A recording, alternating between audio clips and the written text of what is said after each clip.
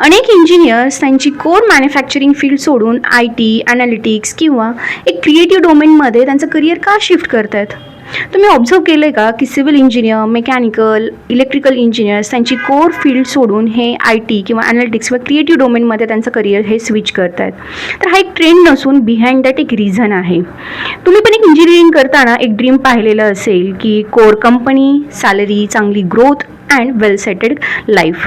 But reality तर ही आहे की ग्रॅज्युएशन कंप्लीट झाल्यानंतर रियालिटी समजली की कोर कंपनीमध्ये जर पाहायला गेलं तर कोर फील्डमध्ये जॉब ऑपॉर्च्युनिटीज ह्या कमी आहेत. जर सॅलरी ग्रोथ पाहायला गेलं तर ती पण कमी आहे. शिफ्ट टायमिंग्स हे डिफिकल्ट आहेत आणि ऑटोमेशनमुळे जॉब सिक्युरिटी पण कमी जाणवत आहेत. तर त्यामुळे हळूहळू इंजिनियर्सला जे आहे ते चेंज होण्याची गरज आहे. सो जर इंडस्ट्री चेंज होते तर आपल्याला पण चेंज होण्याची गरज आहे. पण इंजिनियर्स जे आहेत ते स्पेसिफिकली हे डोमेन का शिफ्ट करतात? तर का IT किंवा ॲनालिटिक्स या डोमेनमध्ये जर पाहायला गेलं तर त्यांना असं वाटतं की करिअर ग्रोथ हे जास्त आहे आणि त्यामध्ये ग्रोथ ही फास्ट होते. दुसरं आहे की त्यांना असं वाटते की मार्केटमध्ये जर पाहायला गेलं तर ग्लोबल अपॉर्च्युनिटीज ह्या जास्त आहेत. जसं की डेटा सायन्स असेल, AI असेल, क्लाउड असेल, तर ही पूर्ण जगभरामध्ये त्याची डिमांड जे आहे ते डे बाय डे वाढत आहे.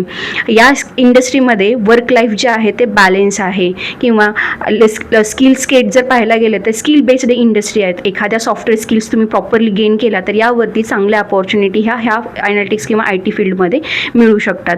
तर त्यामुळे कदाचित इलेक्ट्रिकल किंवा कोर डोमेनमधल्यांचा कल जो आहे तो इकडे शिफ्ट होतोय. पण याचा अर्थ असा नाही आहे की कोर इंडस्ट्रीमध्ये अपॉर्च्युनिटीज ह्या नाही आहेत. आता जर पाहायला गेलं तर कोर इंडस्ट्रीमध्ये पण रोबोटिक्स असेल, ऑटोमेशन असेल, इलेक्ट्रिक व्हेकल असेल किंवा रिन्युएबल एनर्जी असेल, यामुळे पण इंडस्ट्रीमध्ये खूप सारा चेंज होतोय. फक्त एवढंच आहे की जग बदलतंय तर आपल्याला पण त्यासोबत बदलायला हवं. सो ज्याला बदलायला आवडतं, ज्याला अपग्रेड करायला आवडतं, ज्याला अडॅप्ट व्हायला आवडतं, तर त्याला ग्रोथचीही कसलीच भीती नाही आहे. तो ग्रोथ हा कुठेही करू शकतो. सो तुम्ही पण जर एक सिव्हिल इंजिनियर असाल, मेकॅनिकल इंजिनियर असाल किंवा इलेक्ट्रिकल इंजिनियर असाल, कोणतीही ब्रांच असो, स्किल तुम्हाला तिथे पोहोचवते जिथे तुम्हाला जायचं आहे. म्हणून स्वतःला विचारा की मी त्यासाठी प्रिपेअर आहे का आणि मी अशा कोणत्या स्किल सेट कलेक्ट केलेले आहेत किंवा त्या मी गेन केलेले आहेत जेणेकरून मी मॅन्युफॅक्चरिंग इंडस्ट्री म्हणजे माझ्या कोर फील्डमध्ये असताना देखील मी कोणत्या फील्डमध्ये शिफ्ट व्हायला पाहिजे की नाही आहे आणि मी करिअर माझं कसं बिल्टअप केलं पाहिजे. सो तुम्ही पण असा विचार करत असाल तर नक्की हा व्हिडिओ बघा आणि तुम्हाला जर डाऊट येत असेल तर कमेंट बॉक्समध्ये कमेंट करा.